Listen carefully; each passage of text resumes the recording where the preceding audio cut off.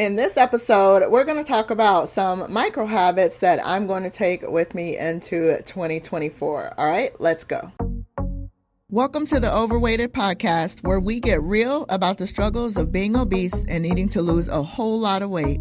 My name's Malaika. I'm your host, weight loss mentor and coach. Join me on my personal weight loss journey to lose about 200 pounds, and as I share my very real experiences, plus some simple, successful, and sustainable weight loss tips and mindset shifts so that we can mark lose weight off of our to-do list for good. So I wanted to talk about some of the things that I'm going to start doing in 2024. And if you've ever listened to any episode, you know that I am really big on building healthy habits. And so that means that we take one habit and then we implement that. And once it really becomes routine and just something that we just normally do, then we work on the next habit. And so we build these healthy habits to create a healthy lifestyle. And that's what I like to teach to my coaching clients and to others that work with me. And so one of the things that I'm going to start doing is implementing micro habits. And so these are little tiny habits and things that you can do on a day-to-day basis that really help to establish those healthy habits that you're building. So really, if you take the habit that you want to do and then break it down into smaller steps, that's going to give you some of the micro habits. And so again, it's just really good for helping to establish a healthy lifestyle in a simple way so that you can lose weight and keep it off. And so here are 15 micro habits that I'm going to take with me into 2024 and use this list to maybe pull out some of the ones that you want to start doing or to have a jumping point to create some of your own micro habits. And just like with the regular habits, don't try to do them all at once. We don't do the all or nothing mentality over here. Really just focus on doing one at a time and still building these micro habits, just like we would build the regular healthy habits. All right, so number one, limiting liquid calories. And so this would be like your juices, or for me, putting 4 tablespoons of creamer in my coffee. Yes, I put 4 tablespoons of creamer in my coffee and just really cutting out some of the liquid calories that we are consuming. And I work within a calorie deficit, and that's generally what I recommend with my clients as well. And so by drinking our calories, that's less food that we're actually able to eat, and that will help fill up our bellies. And so when we're drinking the calories instead of eating them, chances are we will be more hungry throughout the day. And it doesn't give us the opportunity to eat the whole food instead, like for instance with fruit versus fruit juices, which if we eat the whole fruit will help us to feel fuller. And then also we get, of course, the fiber from the skin and things like that. So I'm really going to focus more on limiting and cutting back on the liquid calories that I'm consuming. And so that will allow me to be able to actually eat more. And then also feel fuller longer because I'm not drinking my calories, I'm eating them. So that's the first thing. The other thing I'm going to focus on, and I really recommend this for everyone, is to eat 1 serving at a time. And this is something I kind of already do anyway, but eat 1 serving at a time. So whether you're actually measuring out your foods or you're using hand portions or just, using a scale and reading the labels and knowing what a serving is, then take 1 serving of food and then you sit down and eat it. And then if you feel like you want to get a second serving, you get back up and get that second serving. And that is really helpful with eating more mindfully and just slowing down your eating pace. So that way it gives your brain a chance to let you know that you're full and you can recognize that before eating more. And some of the times we are just overeating because we're eating so much or we're not measuring it out, and our brain doesn't have that time to let us know we're full, and maybe we've already eaten 2 servings because that's what was initially on our plate before our brain said, hey, you're full. And so again, that just really helps to cut down on the pace that you're eating so that you can slow down and recognize that signal and maybe eat less that way. So eating 1 serving at a time. The other thing is moving 15 minutes a day. So the recommendation is to get 30 minutes of movement in a day, at least 5 days a week. And the reason I'm saying 15 minutes is because if you're not even doing 15 minutes yet, then I don't want to recommend that you start doing 30. We need to start somewhere. And it's a lot easier to commit to 15 minutes. If you're not even doing 5 minutes, then maybe your first commitment is 5 minutes a day, right? And so committing to moving 15 minutes a day to get started with building up to that point of getting to 30 minutes a day. And even with the 15 minutes, if you need to break that up into 3 5-minute intervals, then you can do that as well to get that movement in. But moving 15 minutes a day. The next thing is trying one new activity a month. I think a lot of the issue with trying to get movement in is that a lot of people think they have to go to the gym or they have to do these exercise boot camps or whatever. But really, you just want to get up and move your body. And if you find some new activity to do, whether it's with your family or it's with your girls, whatever that is, then that's going to help you get out and get moving more. So looking for one new activity a month is something that I want to incorporate to, one, have more fun, and then also help me move my body more in those fun ways. The next thing is oil pulling. So if you don't know what oil pulling is, it's when you take some oil and you kind of swish it in your mouth. So like coconut oil, for instance, and this wouldn't be just regular any cooking oil, some oil that's beneficial for your health, like coconut oil. So you take a teaspoon of it to start. For those that have been oil pulling a while, they may do a tablespoon, but you put it in your mouth and then you kind of pull it through your teeth. So kind of like you're sucking it through your teeth.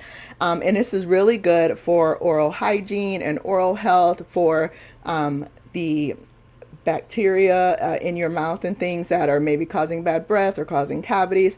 And this was something really that my holistic dentist recommended that I start doing a while back, and I would do it off and on. But it's one of those things that I really want to commit to doing in this next year. And it's something that I can do while I'm taking the dog out in the morning. I take him out every morning so I can put some of the coconut oil in my mouth and pull it through my teeth while I'm out with him. And also what I like to do is put a drop of clove oil in it, because that's something that really supports oral hygiene and health as well. And so I like to put a drop of clove oil in it. Make sure whatever essential oil you're using is one that you can actually ingest and put in your mouth, not just one of the ones off the shelf that aren't recommended for that. So definitely make sure you do that if you're going to add an essential oil. But I really like to put clove oil in my coconut oil when I do the oil pulling. So that's another thing. The next one is reading one book a quarter. I am really big on personal development. Absolutely read your Bible every single day. But also one of the things that's just going to help you grow as a person. So the Bible is helping you in all areas of your life. But also like personal development or self-development books are really good to help you on the soul level. And so they help with your mind, your will, your emotions, those things. And so reading one book a quarter will help you in that area. I personally will probably read one book a month, but on average, most adults don't read once they graduate from school, or if they do read, it's less than one book a year. So we're going to start simple and say read one book a quarter. So one book every 3 months that you are going to try to read for personal development or self-development purposes. So this isn't like the fantasy novels or romance novels or any fiction. I would really recommend that it's a non-fiction book. If you are not reading at all, then go ahead and grab yourself some type of fiction, whatever's going to get you reading and get your brain working and moving and going again. You're really going to notice the difference when you start reading. So if you're not reading at all, by all means, go read some fiction books. But if you're already reading those types of books, then I would really recommend some nonfiction. Like I said, personal development, self-development, emotional intelligence book would be great, or maybe even a biography or an autobiography of someone that you admire would be really great to do that. So read one book a quarter. Another micro habit that I want to start doing next year is eating at least one raw veggie a day. At least one. Whether it's salad or if I'm eating like carrots and hummus or something like that. I want to make sure I'm eating at least one raw veggie a day. It's so easy, especially for someone who eats out regularly, to not eat raw veggies on multiple days. Okay, it doesn't mean I don't have any veggies, but those veggies, especially coming from a restaurant, may have been in butter. It's probably not just steamed in water, or if they do steam it in water, then they may be adding butter after that. But chances are I'm not getting the vegetable in like its most nutritious state. So I want to make sure I'm eating at least one raw veggie a day. For some of us, maybe we're only getting fried veggies like French fries every day, right? And so I want to make sure that I'm eating at least one raw veggie a day, and that might be something you want to implement as well. The next micro habit that I want to establish next year is putting things back in place. Putting things back in place. And this seems like this has absolutely nothing to do with weight loss. But what I mean is, so like for instance, my jacket is on my bed right now. But so when I take off my jacket, I would put it back in place, hang it on the hook, put it on a hanger, put it back in the closet. And so this is really just doing those simple micro things are going to help keep your environment more organized. And that really does have an impact on your weight, because when your environment's disorganized, it really messes with you mentally and emotionally. And then that can lead to stress. It can lead to overeating. And so that's why I think this would be really key to implement into 2024. So just putting things back in place, it's going to help keep the home more organized, and also, like I said, help mentally and emotionally. So in turn, that will help with our weight loss journeys. Having a digital bedtime is something else I want to start doing in 2024. And so that means that I am going to turn off devices at a set time before I go to bed. Studies have shown over and over again how important it is for us to shut off electronics and devices at a time before we go to bed, whether it's at least an hour before we go to bed, 2 hours, whatever that is, that we shut off the devices, the phones, the computers before we go to bed. We'll have a more peaceful, restful sleep when we do that. And so again, because you're not waking up cranky, because you got a full restful night's sleep, you're not going to be as emotional the next day. And so that's going to help you on your weight loss journey, so that you're not potentially overeating that next day. So having a digital bedtime is going to be something really key, and just a really simple micro habit to implement for 2024. Having daily gratitude time is another thing. So whether you decide to do this in the morning or in the evening, having a time where you sit down and write out 3 things that you're grateful for. Again, this is really key for mental and emotional health, because it's going to get your brain in that positive state. And also what's going to happen is that as you continue to do this habit, your brain is going to start looking for positive things to be grateful for just throughout the day naturally. So you'll see that starting to develop as you implement this micro habit. So like I said, you can do this in the morning or you can do it in the evening, whatever works out best for you. But take some time and write down 3 things that you're grateful for that happened throughout that day. Having an accountability partner. So as a coach, I am an accountability partner for others. And it's important for me on my personal weight loss journey to have someone holding me accountable as well. So for you, it might not be a coach necessarily. It could just be a friend, but make sure it's a friend that's not going to let you sit in your excuses for long.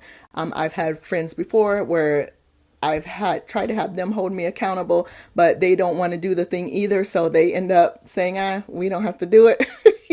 So those are not the ones you want holding you accountable. You want the ones that are going to be checking in with you. Hey, did you do what you said you were going to do today? And this can actually work for you in any area of your life, not just your weight loss journey. But you do want to make sure it's someone that's actually going to check in with you, and someone that's really not going to take your excuses. Yes, give yourself grace, but that they can help push you forward. And what really helps is to have someone that has already done that thing that you're trying to do. So whatever that is for you. And one of the things I am doing, I have the Weight Loss Like a Boss workshop coming up soon. And that's just a great way for me to hold you accountable as your coach. I'm going to have the challenge opening up as well. So during that workshop, we are really going to be mapping out a plan to get you step by step from where you are to where you want to go. And one of those things that will be really key as I'm talking about accountability here is that if you join us for the challenge, then you have me and some other ladies that will be there to support you and encourage you during the time that you're in the challenge. And also, you're going to be equipped with tools to help with negative self-talk and limiting beliefs or things that may have stopped you in the past so that you can continue to move forward after the challenge and be consistent and follow through with your plan until you hit your weight loss goal. So make sure to check the show notes for the link so that you can jump on that wait list for information and grab one of the limited spots when they open. All right. So the next thing is celebrating victories. I have not been great about celebrating the things that I do, whether it's writing the book or holding the Kingdom Women's Virtual Health Summit. So I have not celebrated well, and I want to get really good at that next year. And it doesn't mean that I have to celebrate and do things that cost money, but just taking some time to acknowledge like, hey, I did that. And that's awesome. Again, that's going to help my brain look for more of those positive things to celebrate and also help me to want to keep continuing to move forward and recognize how far I've come. So I've got to get much better about celebrating. So that is one of the things I'm going to implement next year is celebrating every victory. The next is having positive affirmations. And I did kind of just mention this with the Weight Loss Like a Boss workshop that's coming up, but it's really important to really speak to that future self and the person that you are becoming and helping you to currently be that person now as you're moving forward on your journey. And so I love to speak affirmations over myself, especially ones that are backed by God's truth and His word. And that's going to help with combating the lies that the enemy is trying to tell you or that you may be trying to tell yourself to get you to quit on your weight loss journey. And so writing out some affirmations and reading those to yourself twice a day would be key, is really going to help you to continue to move forward on your weight loss journey. So that's a great micro habit to implement for 2024. Another is to have your no motivation plan. So let's be honest, there are going to be times when you are not motivated to do anything on your weight loss journey, whether it's because of stress or you're just, not feeling well. And by the way, if you're sick, yes, rest. This is not for those times. But if you are just, just feeling kind of in the dumps and down and you're just not really wanting to do the things, or you get bored and you're tired of it, whatever that is, you need to have a no motivation plan established. So that's going to be the plan where when I don't feel like doing anything, this is the absolute bare minimum that I'm going to do to at least take one step forward in my weight loss journey. So for you, if that's just filling up your water bottle and all you did that day was drink all of your water for the day, then that's a win and that's still moving you forward. So have a no motivation plan in place for 2024. And the last thing that I want to make sure I'm doing for my micro habits for 2024 is having a set regular bedtime.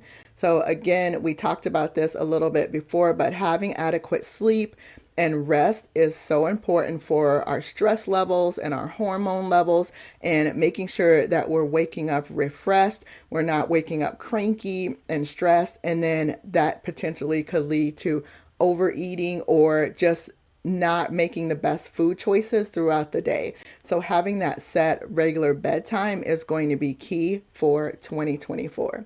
So that was my 15 micro habits that I am going to implement throughout 2024. So pull from that list, and maybe there were ones that really stood out for you that you want to start doing in 2024 as well, and come up with your own list of really tiny habits or micro habits that you want to implement next year. And again, just like I tell you with regular habits, just do them one at a time. You don't need to try to do them all at once. We don't want to have an all or nothing mentality. And so just implement one. Once that's established for you, then go to the next one on your list, and you can implement these all throughout 2024. And I hope I have the opportunity to work with you in the Weight Loss Like a Boss workshop or the challenge that'll be coming up. Again, check the show notes for the link there so you can jump on the wait list. And you have an amazing day. All right, bye-bye. Thank you so much for spending this time with me today. If you got any value out of this or something really resonated with you, can you do me a favor and leave a review? It helps others find the show so that it could help them too. Also, I'd love to connect with you on other platforms. I'm Malaika Burley on IG and YouTube. And go grab my free workshop at malaikaburley.com. Of course, all of those links are in the show notes. Thanks again and have a blessed day.